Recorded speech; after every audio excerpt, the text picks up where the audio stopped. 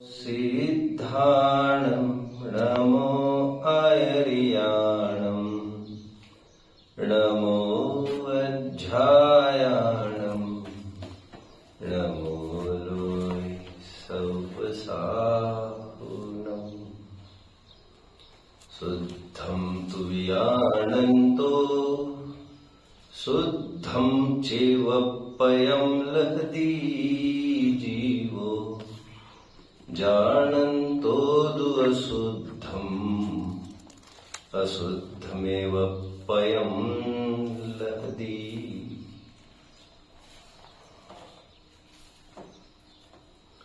मोक्षार्थियों,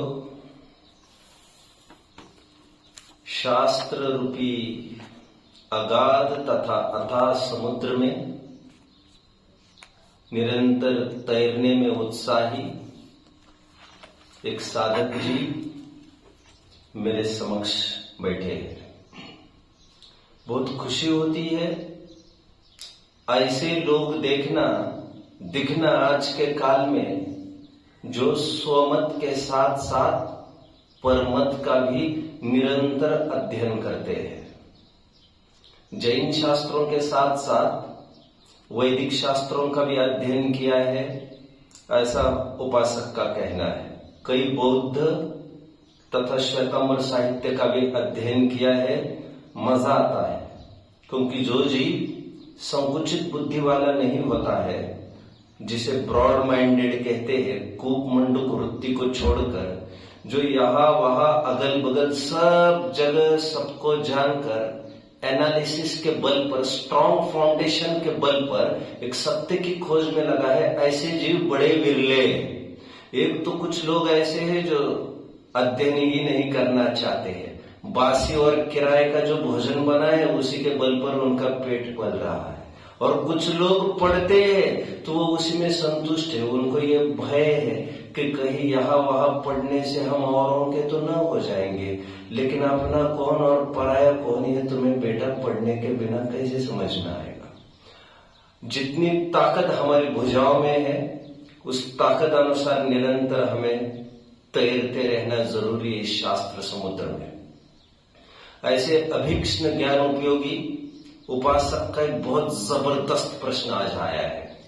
आज तक के समस्त प्रश्नों में यह एक दमदार प्रश्न मेरे सामने खड़ा है। ऐसी बात नहीं है कि यह प्रश्न has come to me for the first time.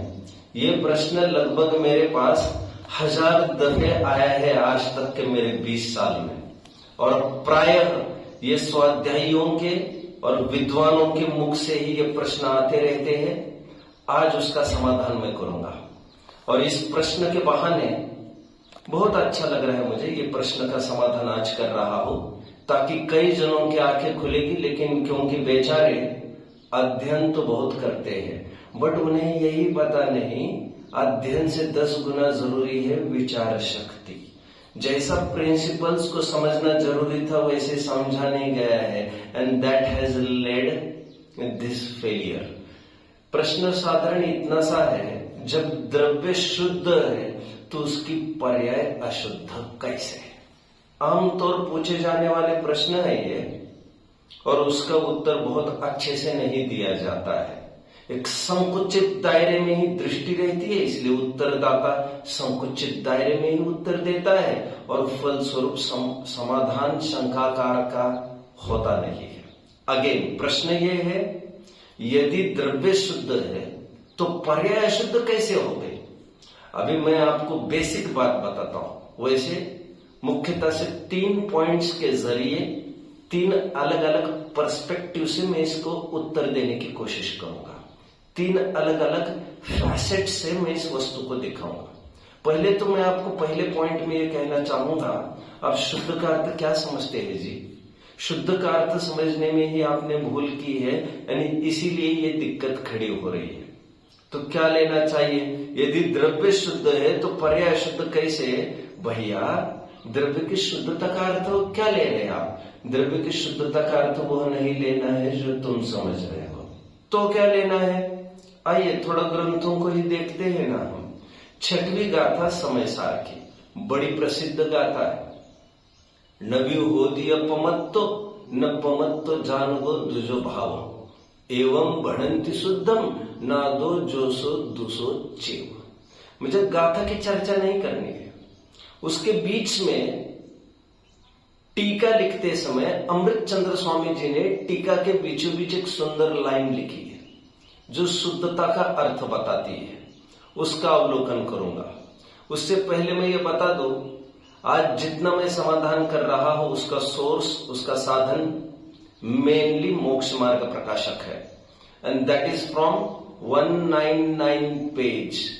मुझे खेद है इस ग्रंथ को अच्छे से नहीं पढ़ा जा रहा है, और पढ़ा जाता होगा, पढ़ाया भी जाता होगा कदाचित, बट जैसी सोच दृष्टि होनी चाहिए, पैनी पकड़ होनी चाहिए, ऐसा चिंतन नहीं हो पा रहा है।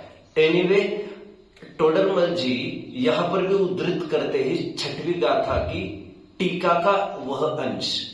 क्या है वो अंश? एष एव अशेष द्रव्यांतर भावेभ्यो भिन्नत्वेन उपास्यमानः शुद्ध इति अभिलप्यते। बहुत सुंदर परिभाषा यहां पर शुद्धता की जा रही है। क्या कहा जा रहा है? एष एव अशेष द्रव्यांतर भावेभ्यो भिन्नत्वेन उपास्यमान शुद्ध इति अभिलप्यते। मतलब सीधा इतना है, परद्रव्य तथा परद्रव्यों के भावों से भिन्न उपासित होता हुआ शुद्ध हो।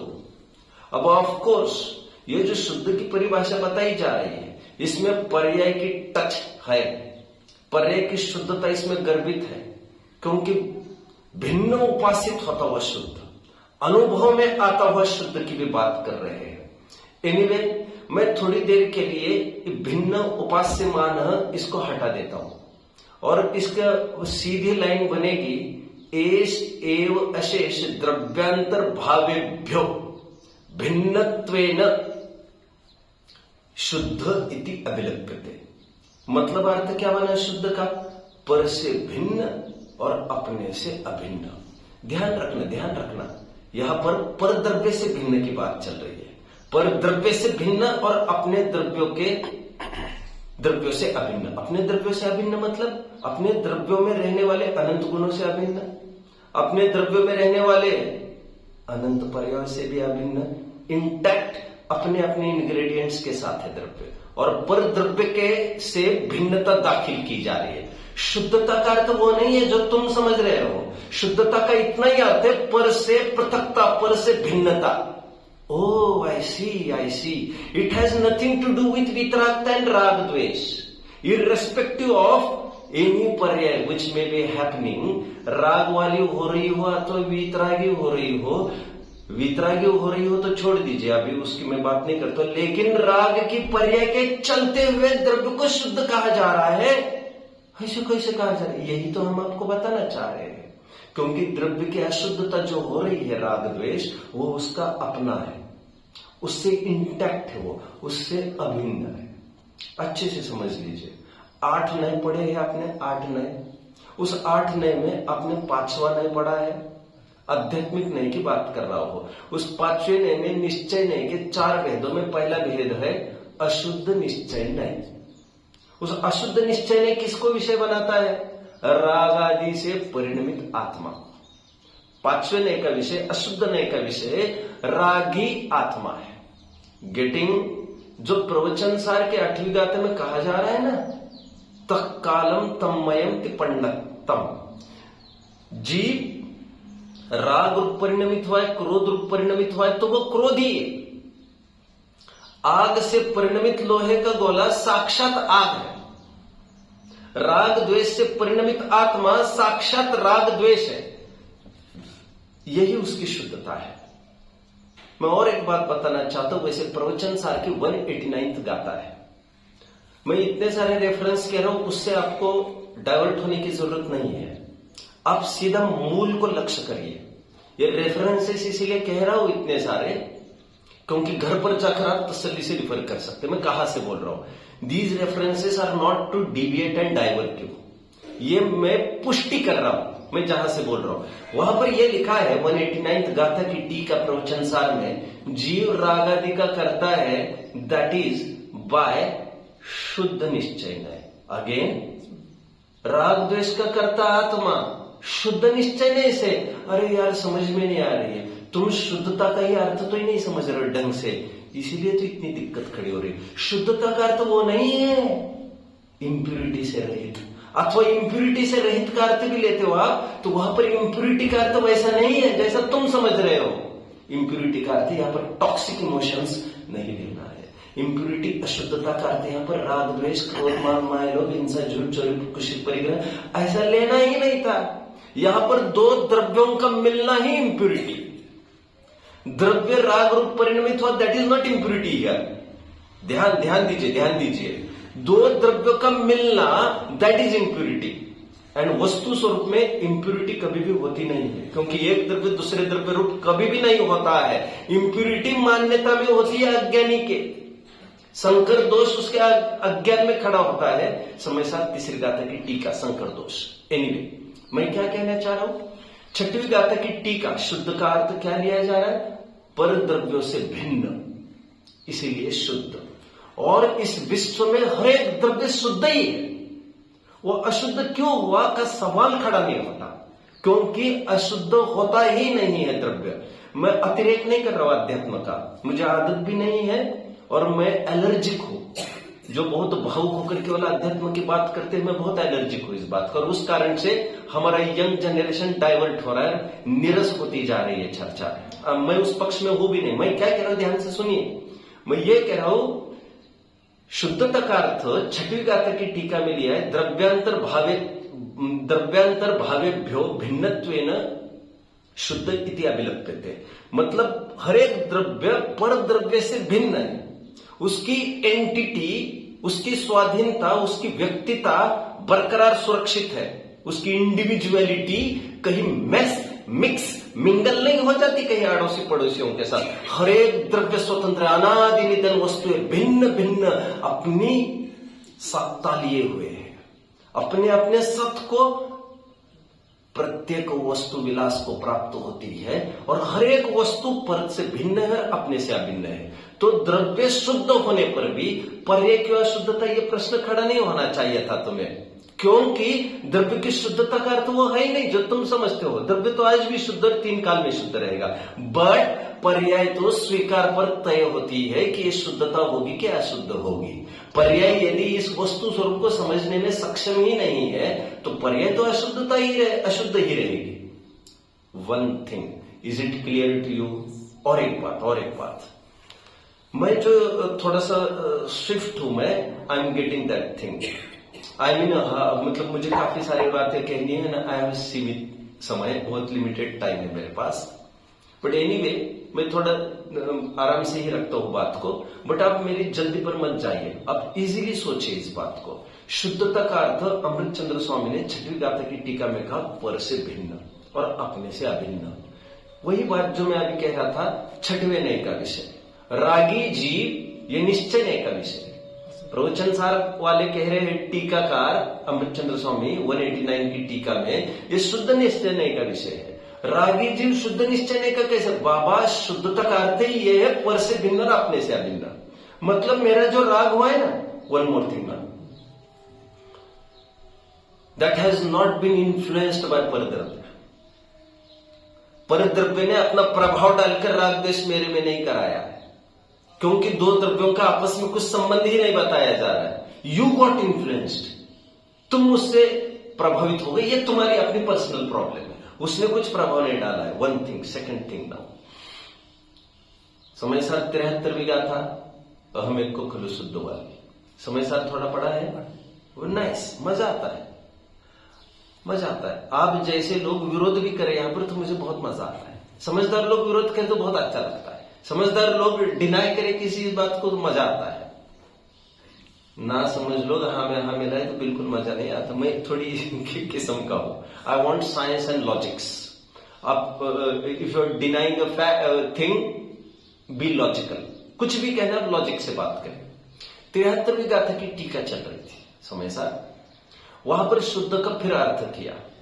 शुद्ध का अर्थ समय में 4-5 जगह किया है अमृतचंद्र स्वामी ने।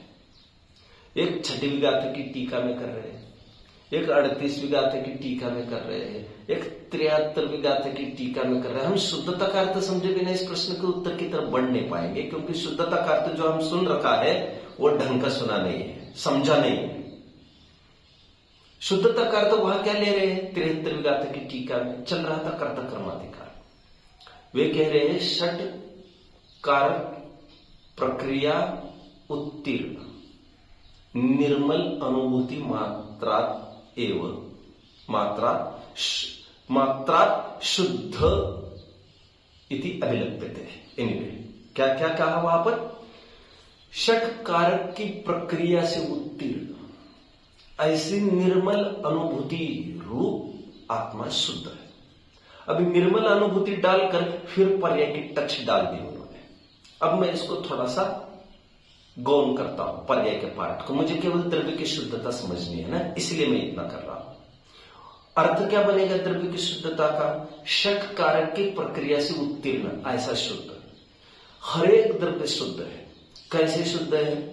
क्योंकि कोई भी द्रव्य किसी और अन्य द्रव्य का न करता है, न कर्म है, न करण है, न संप्रदान है, न आपादान है, न अधिकरण है। षट कार्य के कोई संबंध ही नहीं है दो द्रव्यों में। वही बात जो प्रवचन सार की 16वीं गाथा के अंत में कह रहे थे कुंद कुंद स्वामी, अमृतचंद्र स्वामी। वे ये कह रहे थे जब जीव की शुद्ध पर्याय का अथवा अशुद्ध भी क्यों न हो, उसका परद्रव्य के साथ षटकारकीयता का कुछ संबंध ही नहीं होने पर भी समझ में नहीं आता यह जीव पर के भरोसे क्यों बैठा है, वह क्यों परतंत्र हो रहा है, वह क्यों व्यग्र हो रहा है।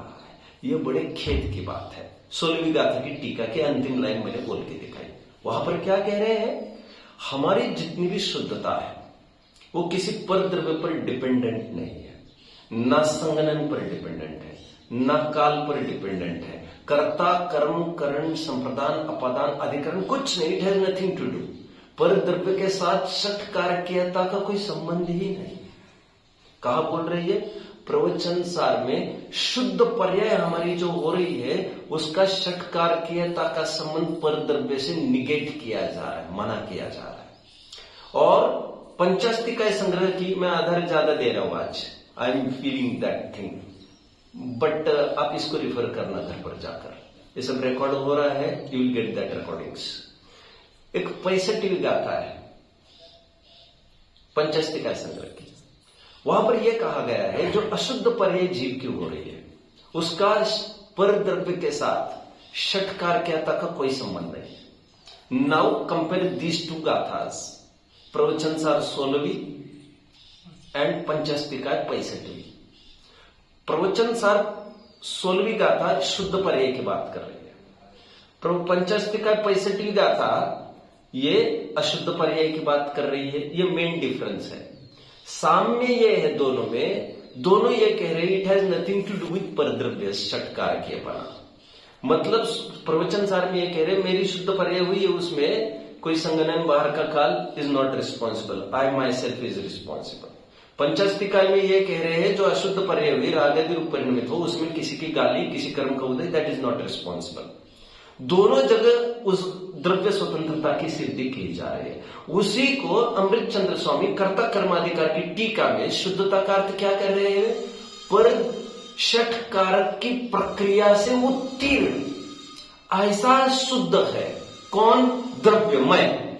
मतलब प्रैक्टिकली बात करता हूं थोड़ी। जो क्रोध मेरे में हुआ वो पर के कारण नहीं हुआ है, इसीलिए आत्मा शुद्ध है। अभी भी शुद्ध है, जी हां, अभी भी शुद्ध है। राग द्वेष के वर्तते हुए बेटा शुद्धता का अर्थ वो है ही नहीं जो तुम ले रहे हो।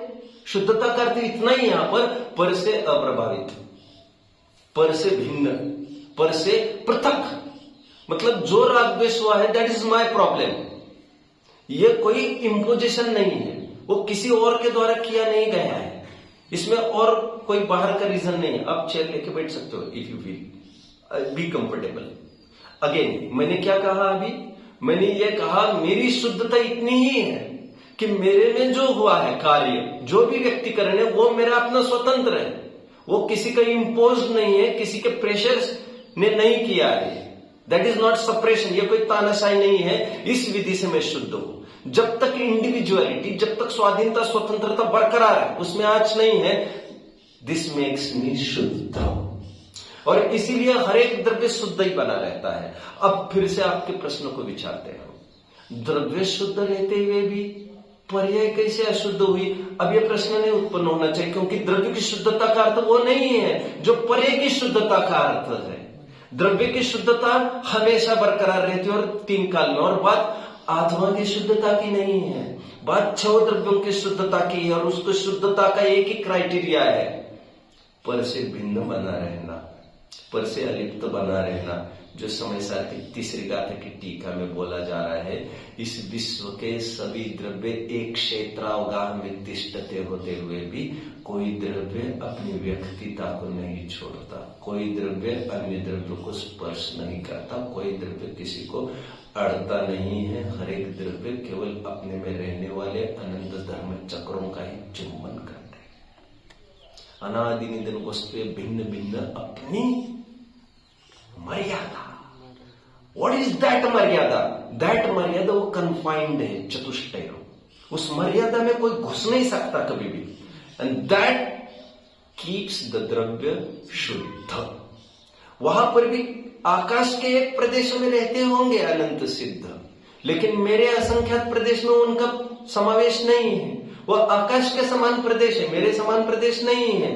उपचार से कहना हो तो कह लीजिए आप। अवगाहन के कारण आप समझ नहीं पाए तो थोड़ी देर के लिए समझने की कोशिश करें। शुद्धता का अर्थ 6वीं गाथा की टीका अमृतचंद्र स्वामी, 73वीं गाथा की टीका अमृतचंद्र स्वामी, समय सार आत्मख्याति की बात कर रहा हूं। ये दोनों जगह शुद्धता का अर्थ ये ले रहे हैं। पहली जगह ले रहे दूसरे रूप, दूसरे द्रव्य रूप होता नहीं इसलिए शुद्ध, दूसरे का होता नहीं इसलिए शुद्ध। 6वीं गाथा की टीका, 73वीं गाथा की टीका में दूसरे का कर्ता नहीं, दूसरे का भोक्ता नहीं, इसीलिए शुद्ध। जो भी है मेरा अपना है। ये द्रव्य शुद्ध रहने पर भी, और हर एक द्रव्य ऐसे शुद्ध है। यहां पर राग द्वेष से रहित ऐसा अर्थ हरगिज नहीं लेना है आपको। ये मूल चीज शायद कोई बताने वाला, कितने बताते मैं नहीं जानता, मैंने तो कभी किसी से सुनी नहीं। बट हाँ, right, you have also accepted, that is really great. And इतना इजी टर्म था, सब जगह शुद्धता के अर्थ दिए हैं। हम इतने लकीर के फकीर है, एक जगह शुद्धता का अर्थ हमने पढ़ लिया है, द्रव्य कर्म भाव कर्म नौ कर्म से रहित। अभी वही हर जगह डालते चलते हैं। मैं जानता हूं जैसे आचार्य देव ने समय सार की पहली गाथा की टीका में शुद्ध का अर्थ यही लिया है, अमल का अर्थ यही लिया है, द्रव्य कर्म भाव कर्म नौ कर्म से रहित। But what does this mean? इसका अर्थ ऐसा थोड़ी कि शुद्धता का अर्थ यही हर जगह होगा। ये मेरा समझाने का पहला पर्सपेक्टिव कंप्लीट हुआ। Now let I switch towards the other perspective. मैं अभी दूसरे एंगल से समझाने की कोशिश करता हूं, आगे से दूसरे हेतु से। Again coming to 199 page of Moksha Marg प्रकाशक। मैं कुछ देखूंगा नहीं, ये सब इसीलिए बता रहा हूं, आप घर पर जाकर देख सकते हैं ये सब। वहां पर शंकाकार ने एक शंका पूछी, निश्चयवासी का प्रकरण चल रहा था। शंकाकार ये कह रहा है कि शुद्ध आत्मा की अनुभूति में कर रहा हूं, क्या हर्जा क्या है आप लोगों को? ठोडरमल जी कह रहे हैं, तुम कौन से एंगल से शुद्ध देख रहा, आप हमें इतना भर बता दो। तो ठोडरमल जी कह रहे, देखो 3 अपेक्षा से शुद्ध वस्तु को देखा जा सकता है।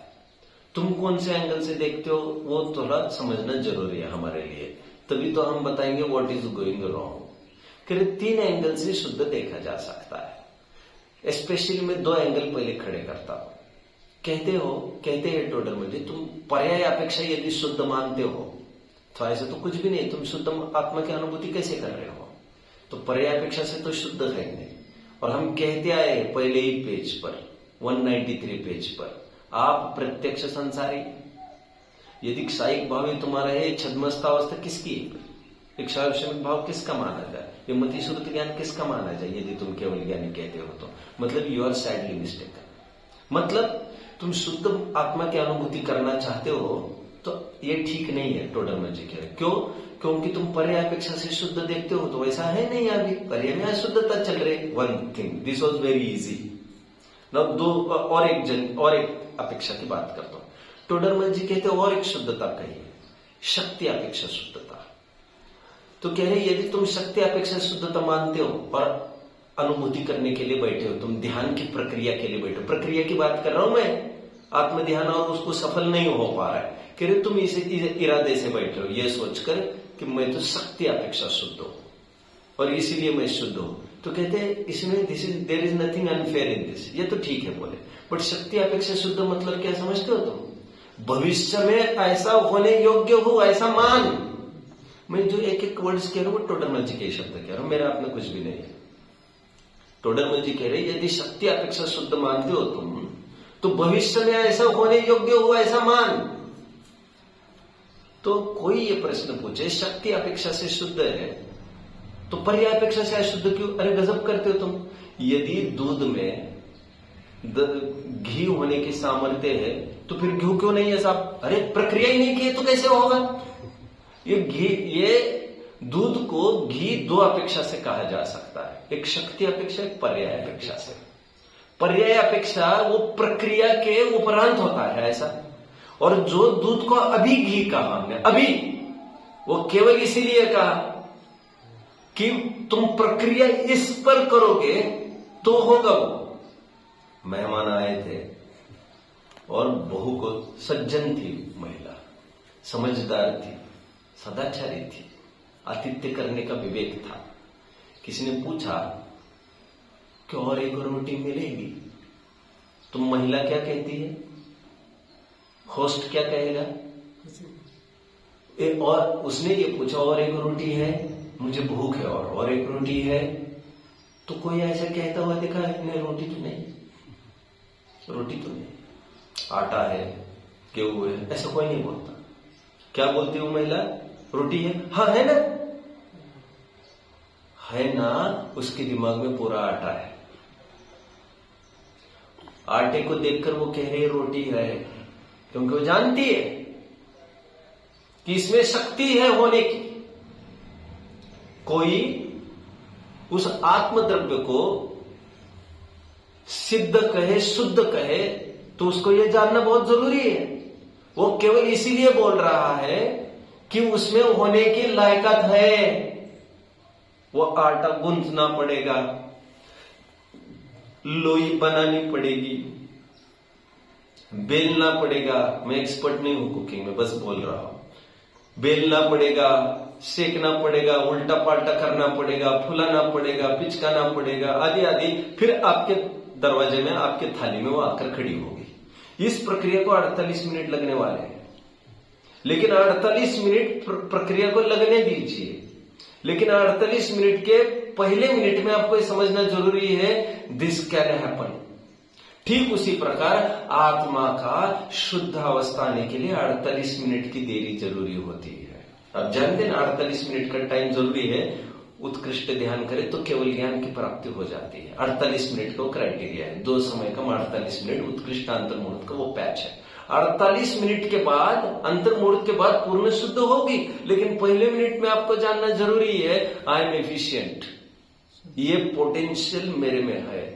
Let's unleash our potential.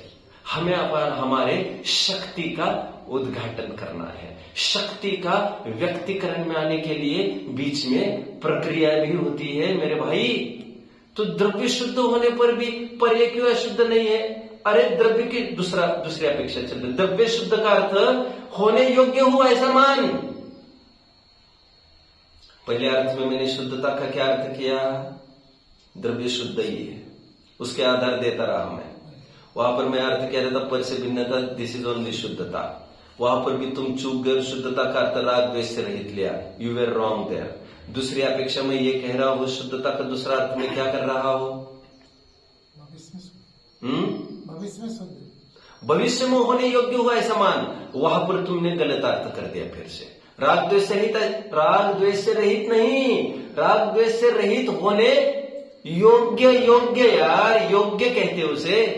शक्ति अपेक्षा टोडरमल जी कह रहे, जाके पढ़ लेना, पूरा पेज इसी में लगा है। ये मैं 199 पेज का ही नरेशन कर रहा हूं लगभग। Todarmal ji is just extraordinary person, he just great. आगे बढ़ता हूं। और टोडरमल जी कह रहे हैं 3 अपेक्षा से शुद्ध देखा जा सकता था। जरा तुम बताओ, तुम कौन सी अपेक्षा से शुद्ध समझते हो? पर्याय अपेक्षा समझते हो तो यू आर सैडली मिस्टेकन, ऐसा है नहीं। शक्ति अपेक्षा समझते हो तो ऐसा ही। बट तकलीफ ये है, कह रहे हैं शक्ति अपेक्षा का अर्थ तुम नहीं समझ रहे हो। शक्ति अपेक्षा मतलब भविष्य में होने योग्य हुआ ऐसा मान, और तुमने ऐसा माना नहीं। तुम अभी अभी कुछ शुद्ध मान रहे हो, फिर पर्याय की तरफ ढल रहे हो। तीसरी बात टोडरमल जी ये कह रहे हैं, तीसरी शुद्धता का दायरा और एक है, द्रव्य अपेक्षा से शुद्ध कह रहे हैं। और द्रव्य, यदि तुम द्रव्य अपेक्षा से शुद्ध मानते हो तो again you are sadly mistaken. द्रव्य अपेक्षा से जीव शुद्ध नहीं है। क्यों? द्रव्य तो शुद्ध अशुद्ध पर्यायों का पिंड है, कह रहे।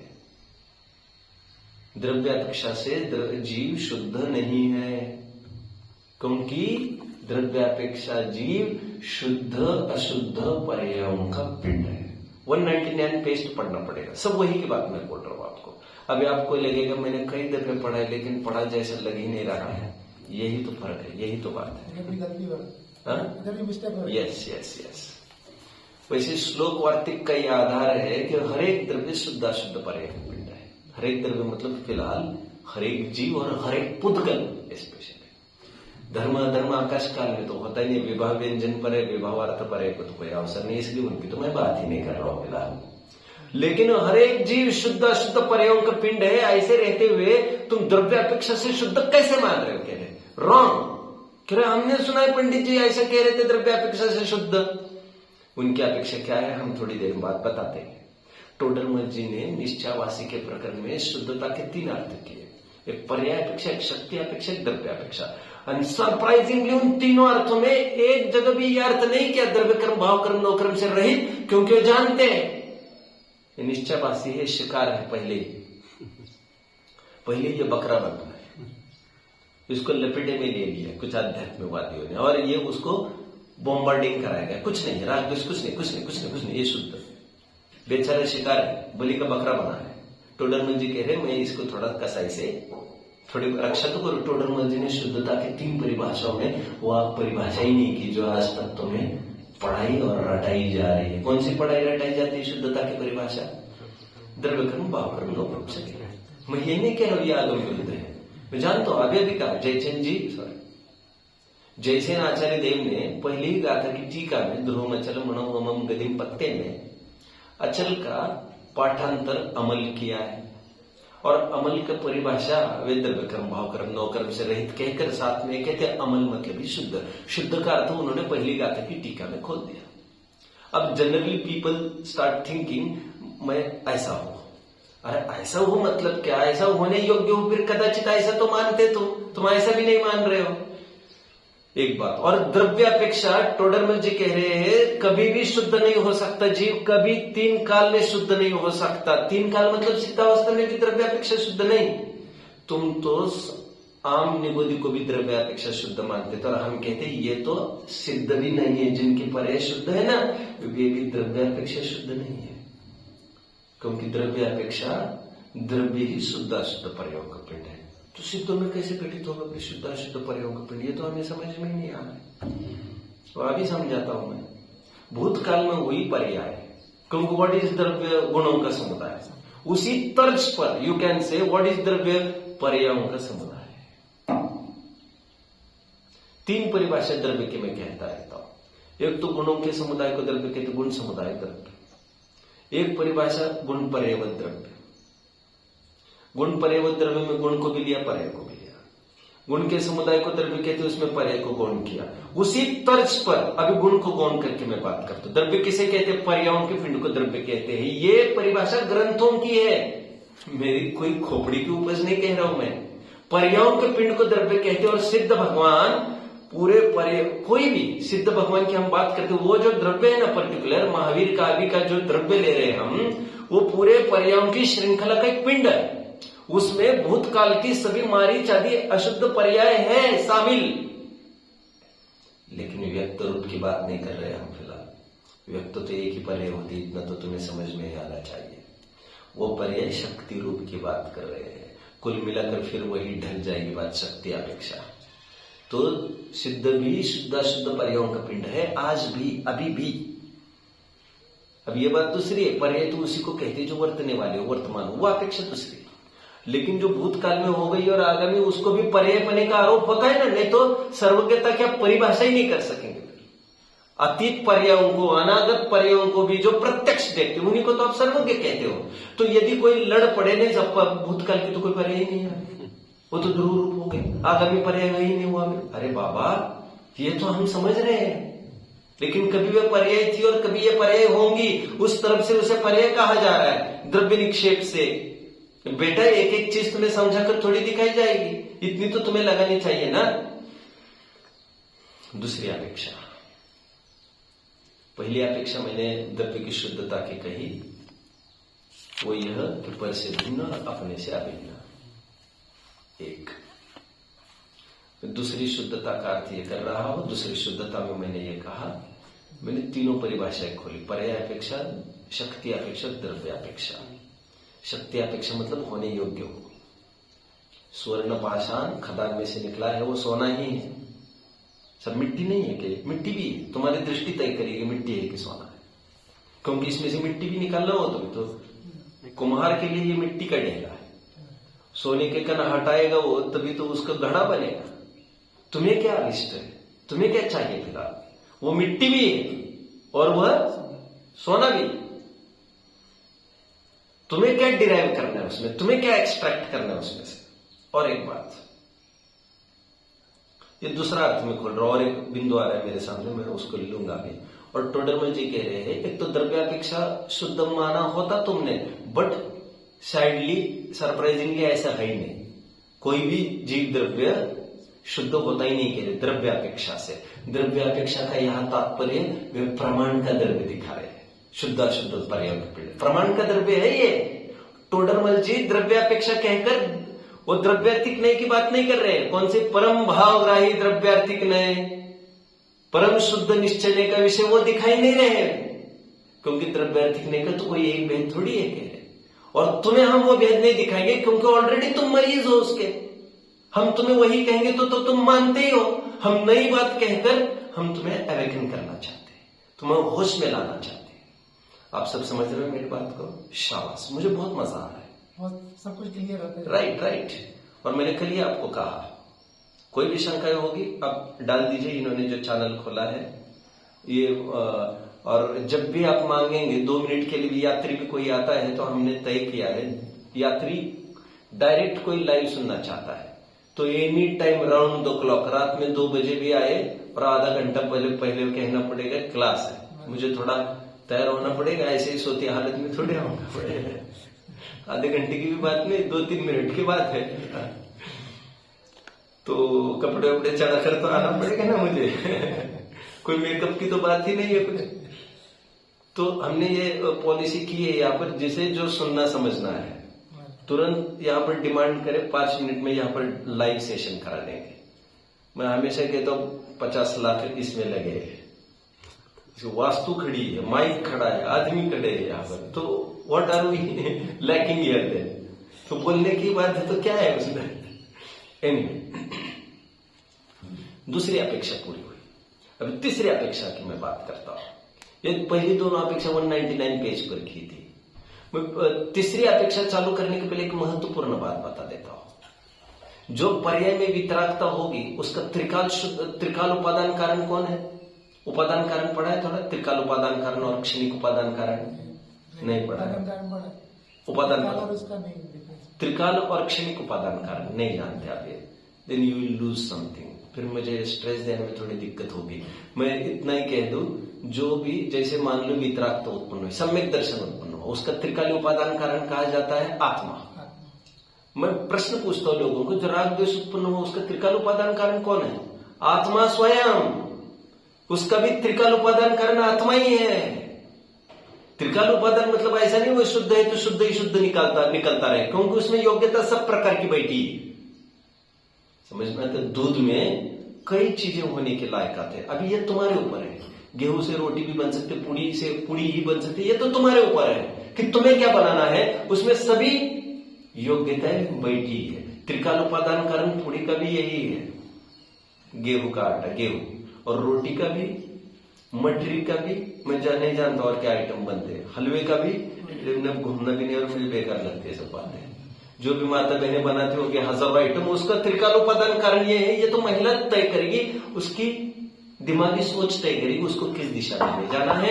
आत्मा में योग्यता है सब प्रकार के, डॉक्टर बना सकते हैं, इंजीनियर बना सकते हैं, आप एक विद्वान बना सकते हैं, आप एक ग्रंथों के राइटर बना सकते हैं, और चाहे तो आप सिद्धावस्था की प्राप्ति, सम्यक दर्शन, ज्ञान चारित्र की प्राप्ति, इसमें सब प्रकार की योग्यता बैठी है। आप क्या कराना चाहेंगे उससे, यह आपको तय करना है।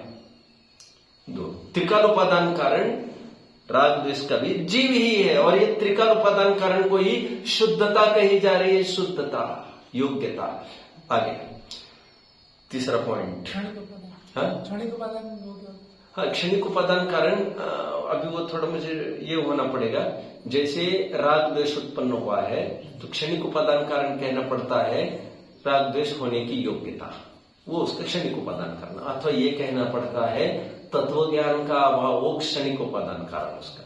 क्षणिक उपादान कारण दो कहे, अनंत पूर्व क्षणवर्ती पर्याय युक्त द्रव्य, और एक तो तत्समय की योग्यता। अभी आप नहीं समझ रहे तो ज्यादा मैं स्ट्रेस नहीं देना चाहता ना।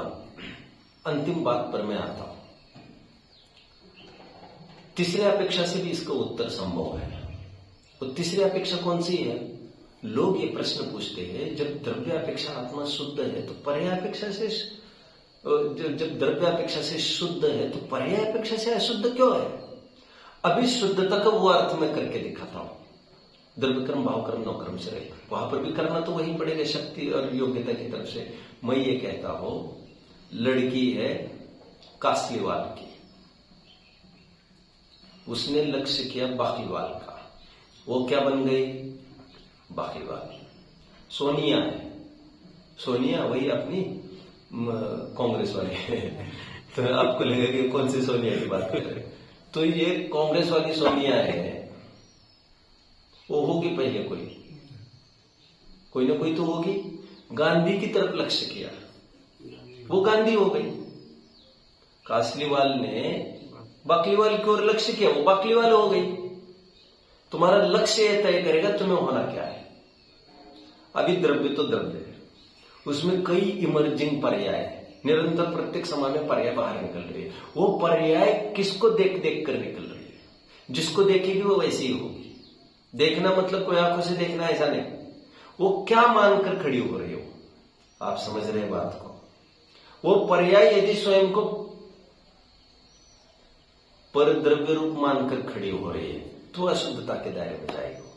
और अशुद्धता क्यों कहा पर द्रव्य? क्योंकि पर ही अशुद्धता है। पर के लक्ष्य से हुई पर्याय वो सब अशुद्ध है, क्योंकि पर की दृष्टि से हुई। अभी पर कौन है उससे कोई फर्क नहीं पड़ता, भगवान भी उससे फर्क नहीं पड़ता। यदि स्त्री ने अरबपति से संपर्क रखा है पर पुरुष के रूप में, तब भी वो कुशील ही कहलाएगा, उससे फर्क नहीं पड़ता टाटा बिरला रामबानी के साथ संबंध होने से कि कुशील से कुशील होगा तो कुशील ही हो। कु ये उपाधि तो लगेगी ही लगेगी। वो आदमी कितना सु है, कितना धनापेक्षा से बड़ा है, उससे कोई कु और सु यहां तय नहीं होगा। पर के साथ संपर्क कुशील, और भिखारी न हो, भिखारी के साथ संपर्क उसके पति के साथ, तो वो सुशील ही मानी जाएगी। क्योंकि स्व में रत वह अच्छापना और पर में रत ये खराबपना। तीसरी अपेक्षा से मैंने उत्तर दिया, द्रव्य यदि शुद्ध है तो पर्याय शुद्ध क्यों हो रही? क्योंकि पर्याय लक्ष्य पर का कर रही, इसलिए अशुद्ध हो रही। और जिस समय में उसी खदान में से आने वाली पर्याय यदि स्वयं को ज्ञान दर्शन वाला अनुभव करेगी, त्रिकाल अनुभव करेगी, अमूर्तिक अनुभव करेगी, तो वो शुद्धता को प्राप्त होगी, वो वितरागता को प्राप्त होगी। गेटिंग? और भाग्य से जैसा नेचर है। अभी और एक बात कह रहा हूं मैं, वितरागता को शुद्ध क्यों कहा? देखिए, नेचर तो आत्मा का राग वाला भी और वितराग वाला भी, मैं दोनों कह रहा हूं फिलहाल। लेकिन व्हाट नाइस कैन हैपन, उसको स्वभाव कहने की परंपरा होती है। वो कुछ खराब बात भी हो सकती है, उसे विभाव कहने की परंपरा है।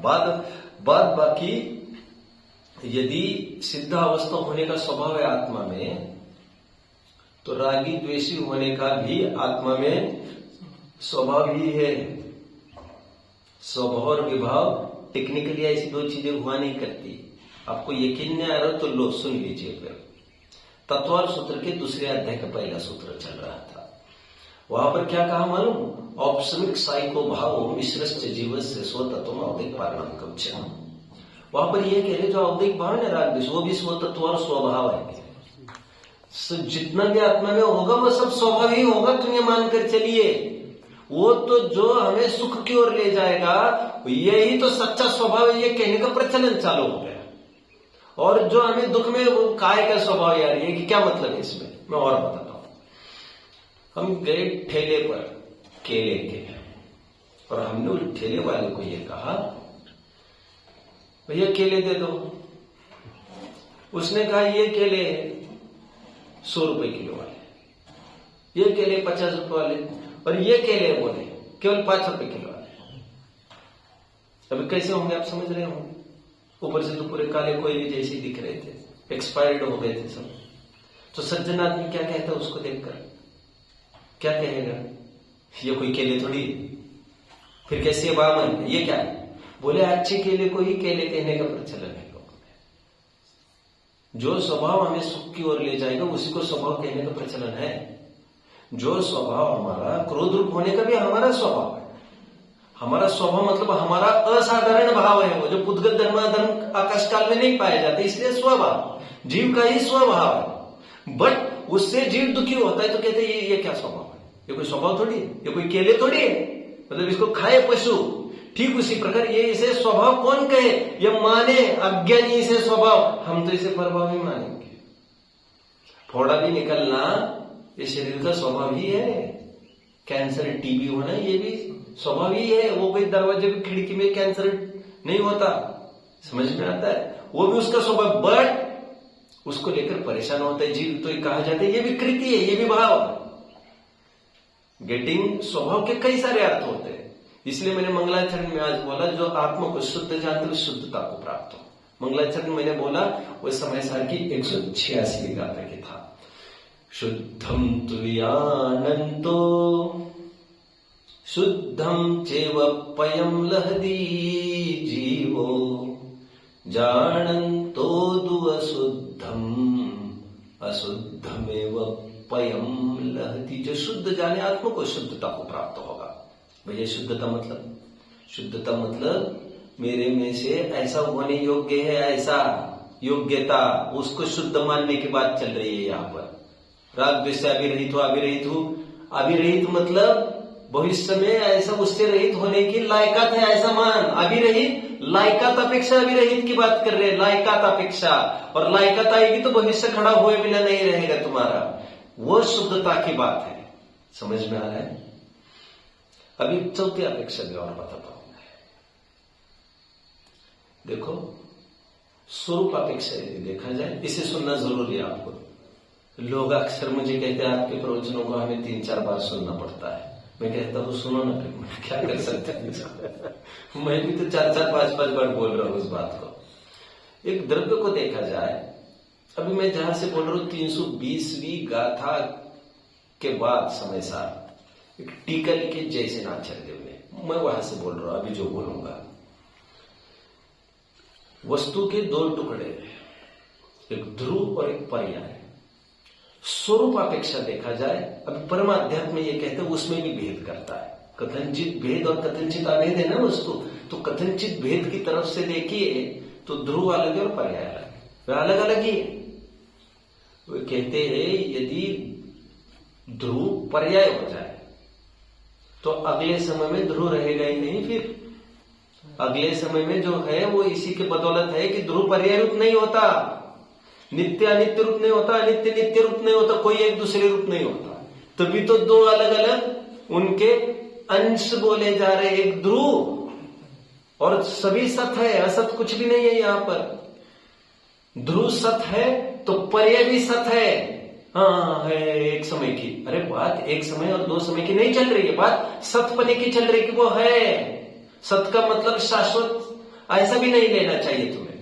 मैं ये कह रहा हूं चौथे अर्थ में कि पर्याय के विनष्ट होने के साथ द्रव्य कहीं विनष्ट नहीं होता। सुंदर उदाहरण आया है, कुंडल के नाश होने के साथ सोने का नाश नहीं होता। पर्याय भिन्न है, द्रव्य भिन्न है।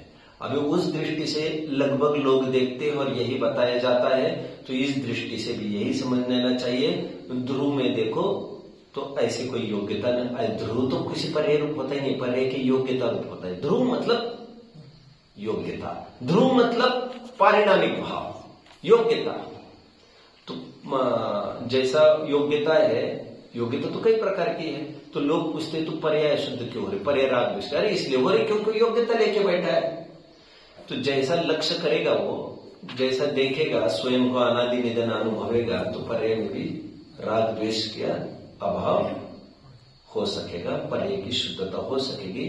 चारों अपेक्षाएं जो मैंने बताई उसे समझना जरूरी है। भले यद्यपि उसी खदान से निकलता है, लेकिन किसको लक्ष्य करके निकलता है, दैट मैटर्स। यदि पर को लक्ष्य करके होगा तो अशुद्ध होगा, और अशुद्ध का तात्पर्य यहाँ पर जिससे जीव को दुख होता है उसको अशुद्ध कहने का प्रचलन चालू हो गया। जैसे हम कहते हैं प्रयोजनभूत काम करो, यार कहाँ अप्रयोजन में लगे हो आप। द्रव्य तो प्रत्येक समय में प्रयोजनभूत ही काम करता है। अभी जो उसका कहना है प्रयोजनभूत का, that is from other perspective. वो तो कोई भी द्रव्य बिना प्रयोजन का कुछ करता ही नहीं, फिर प्रत्येक द्रव्य में प्रयोजनभूति कार्य हो रहा है। बट हमारे लक्ष्य की तरफ से देखो, हमारे सुख रूपी लक्ष्य से देखो, तो प्रयोजनभूत अप्रयोजनभूत का अर्थ फर्क पड़ता है। तो ठीक उसी प्रकार शुद्ध हर एक पर्याय जो निकल रही है वो शुद्ध ही है द्रव्य से। क्यों? क्योंकि जो भी पर्याय निकल रही ना द्रव्य से, वो पर द्रव्य से भिन्न ही रह रहे। इस न्याय से हर एक पर्याय शुद्ध ही है, क्योंकि पर रूप नहीं होती, पर द्रव्य रूप। लेकिन वो शुद्ध अशुद्ध जो हमने भेद किया, वो सुख दुख की तरफ से हमने भेद किया। जो दुख को देने वाला है वो अशुद्ध है, और जो सुख को देने वाला है वो शुद्ध है, ऐसा भेद हमने किया। और इसमें कोई हर्जा है ये मैं नहीं कह रहा हूं, लेकिन तुम्हें सब जगह क्या क्या अपेक्षाएं है ये तुम्हें समझ में आना जरूरी था। तो ये केवल एक प्रश्न का उत्तर था। मैं समझता हूँ हजारों लाखों लोगों का समाधान इसमें होना चाहिए।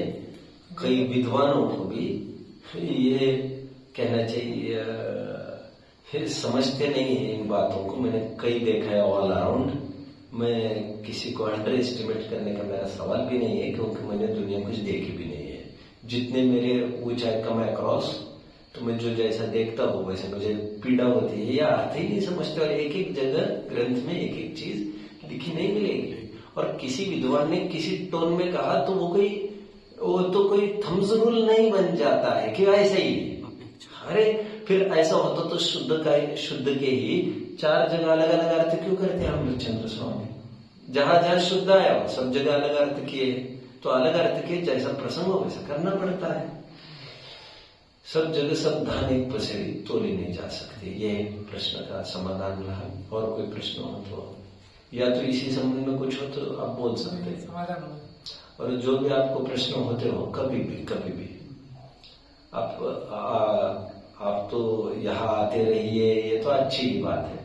जब चाहिए यहाँ पर डायरेक्ट सेशंस होंगे, कभी भी, एनी टाइम। कोई वैलिड क्वेश्चंस होंगे आपके, वैलिड आई मीन टू से वैलिड ही होंगे वो तो आप इनको दे सकते हैं। मुझे जरूरी लगा I can plan for afternoon session also. 3-4 sessions तो बढ़िया हो सकते हैं। और हमें संख्या से बंदे नहीं है, आप हो और मैं हूं। आपने देखा ना, मैं उस तरफ देख ही नहीं रहा कोई है, इससे मुझे कोई फर्क नहीं पड़ रहा। ये कहा फिर और मैं हूं। एनीवे, ओम नमः। ओके, बहुत अच्छा।